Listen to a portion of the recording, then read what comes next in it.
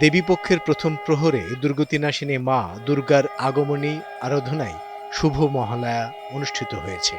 ভোরের আলো ফোটার সঙ্গে সঙ্গে চণ্ডীপাঠে মর্তে দেবী দুর্গাকে আহ্বান জানিয়েছেন ভক্ত পুণ্যার্থীরা। পিতৃপক্ষের সমাপ্তিতে দেবীপক্ষে শুরু হয়েছে দুর্গাপূজার ক্ষণগণনাও। ভোর থেকে মা দুর্গার আগমনী বার্তায় এই আয়োজন করা হয়। ভোরে শঙ্খধ্বনির মাধ্যমে শুরু হয় মহালয়া। এরপর চণ্ডীপাঠ, ঘট স্থাপন ও বিশেষ পূজা অর্চনা, সমবেত সঙ্গীত, মাতৃবন্দনা ও সমবেত নৃত্য অনুষ্ঠিত হয়। এছাড়া সনাতন ছাত্র যুব পরিষদের আয়োজনে চলছে ধর্মীয় বিভিন্ন সাংস্কৃতিক অনুষ্ঠান। মহালয়ার সবচেয়ে বড় আয়োজন ফুল, তুলসী ও বেলপাতা দিয়ে পূজা শেষে অন্য আনুষ্ঠানিকতায় মেতেছেন সনাতন সম্প্রদায়ের মানুষেরা।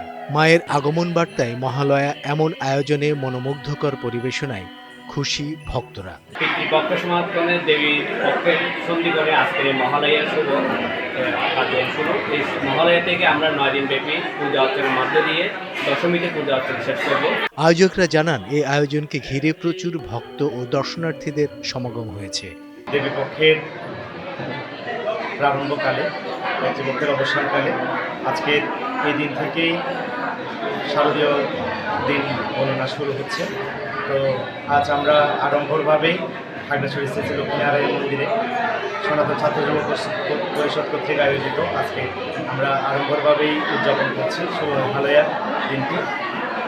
আশা করি আমরা শারদীয় দুর্গোৎসব সুন্দরভাবে উদযাপন করতে পারবো। 28 সেপ্টেম্বর ষষ্ঠী পূজায় শুরু দুর্গাপূজা, শেষ হবে 2 অক্টোবর বিজয়া দশমীতে।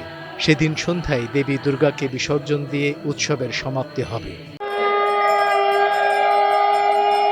সময় সংবাদ, খাগড়াছড়ি।